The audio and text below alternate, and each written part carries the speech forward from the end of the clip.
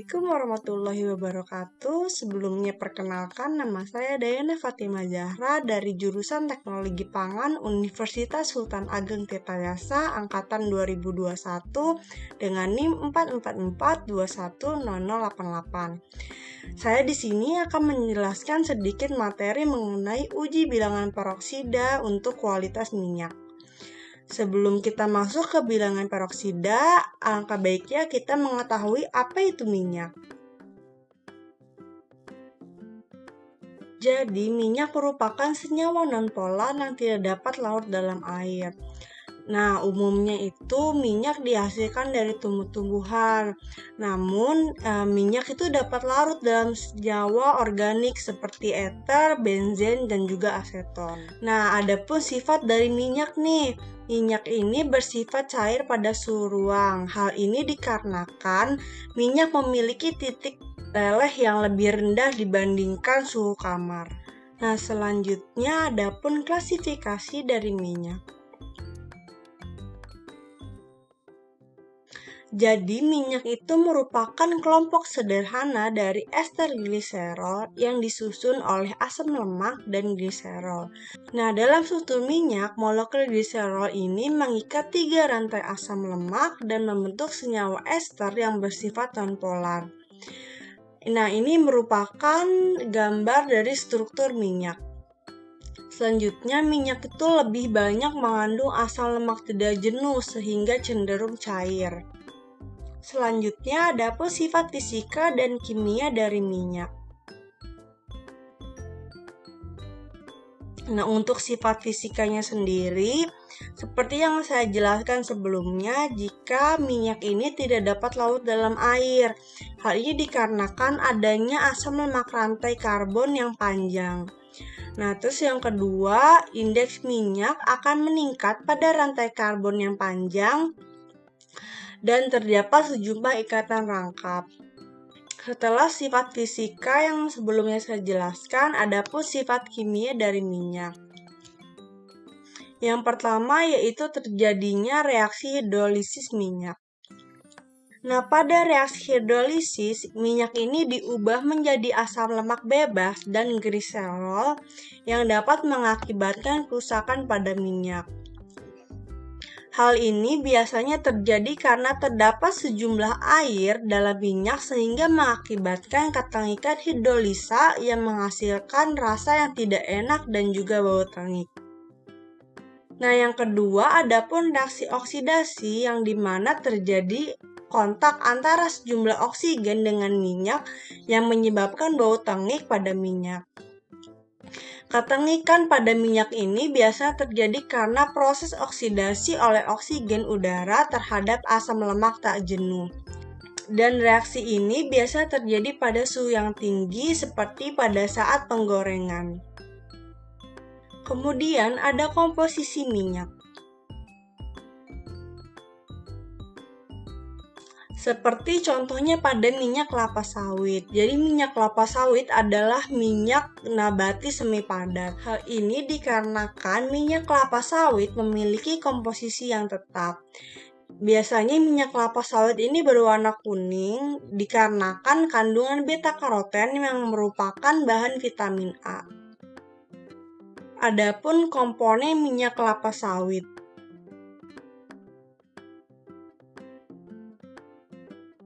Minyak kelapa sawit terdiri dari 9 komponen. Untuk yang pertama adalah asam lemak bebas. Nah, untuk asam lemak bebas sendiri kuantitasnya itu sekitar 3,0 hingga 4,0.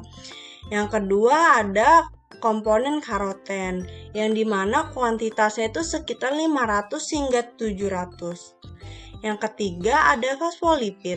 Untuk fosfolipid sendiri kuantitasnya itu sekitar 500 hingga 1000.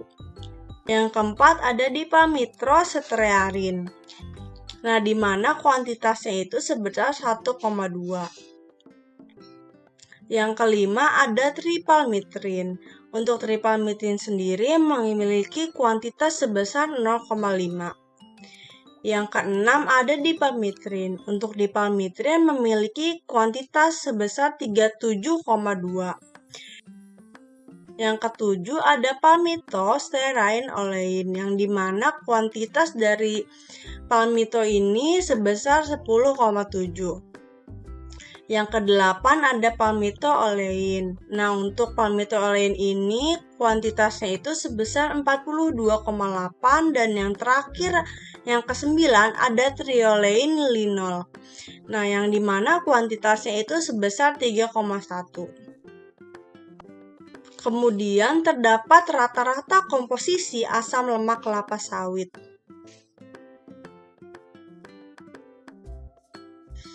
Nah, untuk asam lemak kelapa sawit sendiri, yang pertama ada asam laurat, di mana asam laurat ini memiliki jumlah karbon sebesar 12 dengan kandungan persentasenya 0,2. Yang kedua ada asam mirisat, yang di mana jumlah karbonnya sebesar 14 dengan kandungan persentasenya sebesar 1,1.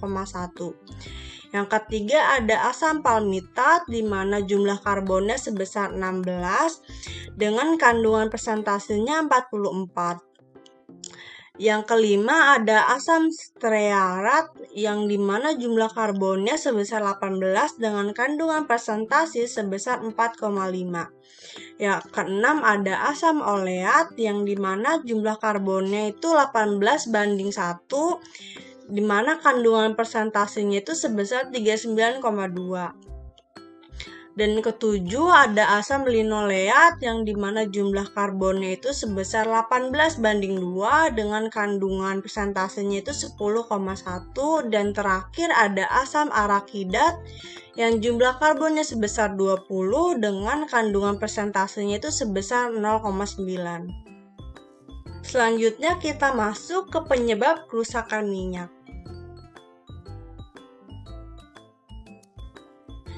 Dalam penggunaannya, minyak dapat mengalami perubahan kimia akibat oksidasi dan juga hidrolisis. Seperti yang saya jelaskan sebelumnya di bagian sifat kimia pada minyak. Itu terjadi reaksi oksidasi dan juga reaksi hidrolisis. Nah, reaksi ini dapat menyebabkan kerusakan pada minyak goreng. Melalui proses oksidasi dan hidrolisis tersebut, beberapa trigliserida akan terurai menjadi senyawa-senyawa lain. Salah satunya itu menjadi free fatty acid atau asam lemak bebas.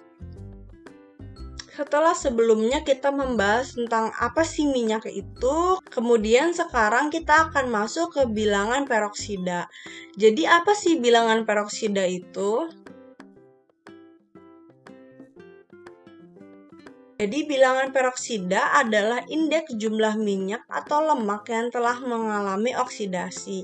Nah, angka peroksida ini sangat penting untuk identifikasi singkat oksidasi minyak. Jadi minyak yang mengandung asam-asam lemak tidak jenuh dapat teroksidasi oleh oksigen yang menghasilkan suatu senyawa peroksida. Kemudian salah satu parameter penurunan mutu minyak goreng adalah bilangan peroksida.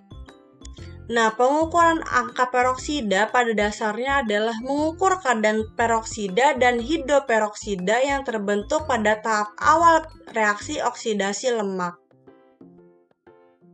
Jika bilangan peroksida tinggi, hal itu mengidentifikasikan jika minyak sudah oksidasi.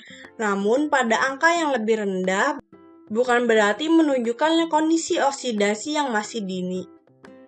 Angka peroksida yang rendah ini bisa disebabkan oleh laju pembentukan peroksida baru lebih kecil dibandingkan laju degradasinya menjadi senyawa lain. Nah, hal ini mengingat kadar peroksida cepat mengalami degradasi dan bereaksi dengan zat lain. Kemudian peroksida ini biasanya terbentuk pada tahap inisiasi oksidasi. Nah, pada tahap ini hidrogen diambil dari senyawa oleofin menghasilkan radikal bebas. Radikal bebas yang terbentuk ini bereaksi dengan oksigen membentuk radikal peroksi, yang selanjutnya dapat mengambil hidrogen dari molekul tak jenuh lain menghasilkan peroksida dan radikal bebas yang baru. Peroksida pada minyak ini dapat mempercepat proses timbulnya tengik dan rasa yang tidak dikehendaki pada bahan pangan.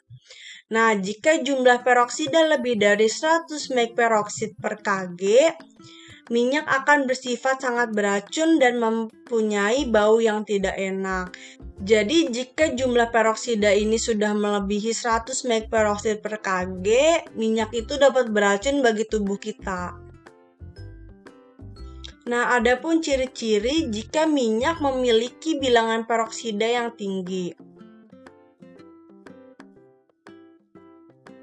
Minyak goreng yang mengandung peroksida melebihi standar peroksida yang diperbolehkan memiliki ciri-ciri yang khas, seperti yang digunakan menggoreng oleh pedagang yang cenderung berwarna coklat tua sampai hitam. Jika dibandingkan dengan minyak goreng yang kandungan peroksidanya sesuai standar, masih berwarna kuning sampai coklat muda. Jadi bisa terlihat ya, dari warnanya juga udah berbeda. Jika minyak tersebut memiliki kandungan peroksida yang tinggi tuh cenderung coklat tua hingga kehitaman. Namun jika minyak goreng yang memiliki kandungan peroksida sesuai standar itu masih berwarna kuning hingga coklat muda. Ciri-ciri yang kedua yaitu jika minyak goreng dengan kandungan peroksida yang sudah melebihi standar itu memiliki endapan yang relatif tebal, keruh dan berbuih hingga membuat minyak goreng lebih kental daripada minyak goreng yang kandungan peroksidanya masih sesuai standar. Salah satu contohnya itu terjadi pada penjual pecel lele, di mana minyak tersebut sudah memiliki warna terlalu coklat tua hingga kehitaman dan juga berbuih. Nah, itu menandakan jika bilangan peroksida pada minyak tersebut sudah sangat tinggi. Hal itu dapat berbahaya bagi tubuh kita jika mengonsumsinya. Berikut ini merupakan contoh minyak yang sudah memiliki bilangan peroksida yang tinggi. Dapat dilihat bahwa minyak tersebut sudah memiliki warna yang terlalu coklat tua dan kehitaman.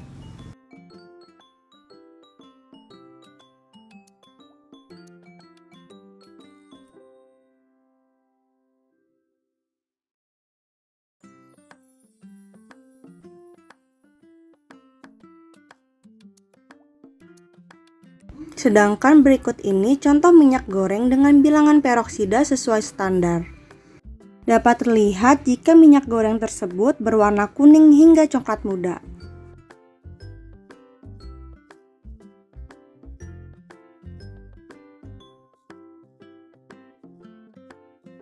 Dari kedua video tersebut, kita bisa membandingkan bagaimana minyak goreng dengan bilangan peroksida tinggi dan bagaimana minyak goreng dengan bilangan peroksida sesuai standar.